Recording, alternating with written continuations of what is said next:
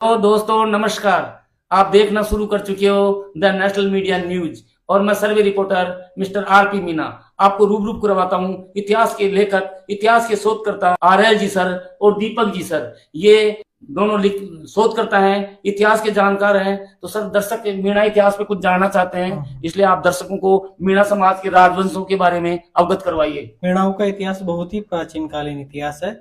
मीणाओं के जैसे रणथंभौर टाटुओं का रहा है, झालावाड़ झाला मीणा का है, बेनाडा बेंदाड़ाओं का है, आमागढ़ बड़गोतियों का है, नारगढ़ बड़गोतियों का है, सुसावत जो कि आमेर का किला है वो सुसावतों का है, और जो नाहन है नाहन गोमलाडो का है, खोगंग चांदाओं का है, नायल देवड़वाड़ों का है, नरेट ब्याडवाड़ों का है, क्यारा है, मेवाड़ गोत्र का है क्यारा, और बूंदी उसारा गोत्र का है, और कई राजवंश रहे मीणाओं के।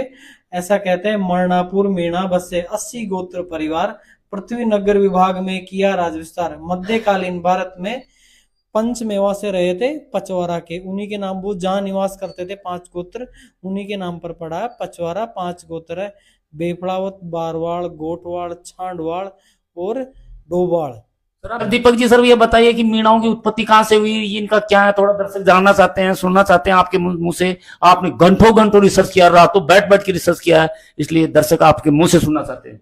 मीणाओं की उत्पत्ति मीन शब्द से हुई है। जो मीणा शब्द है वो मीन शब्द से आया है, जो तमिल भाषा का है। प्राचीन काल में आदिवासियों में टोटम व्यवस्था चलती थी। टोटम में क्या होता है कि एक तो गण चिन्ह देते हैं, एक धराड़ी और एक पक्षी या वनस्पति। तो जो मीणाओं का गण चिन्ह है वो मछली है। वो जो वैदिक काल में मत्स्य प्रदेश आप सुनते होंगे महाभारत काल के अंदर, तो वो उनका राज्य रहा था। और धराड़ी हर गोत्र के अलग अलग है। धराड़ी अपन जो बोलते हैं कि कुल वृक्ष, और जो पक्षी है वो मोर है। उसका मतलब ये था कि जिस कबीले का जो गण चिन्ह है धराड़ी है, पक्षी है, उसकी रक्षा करना उस कबीले की धर्म था, कर्तव्य था, जिम्मेदारी थी। ना तो मीणा जनजाति के लोग मछली खाते हैं, उनकी रक्षा करनी होती है। धराड़ी जो भी अलग गोत्र की होगी उसकी रक्षा करनी है, मोर की करनी है।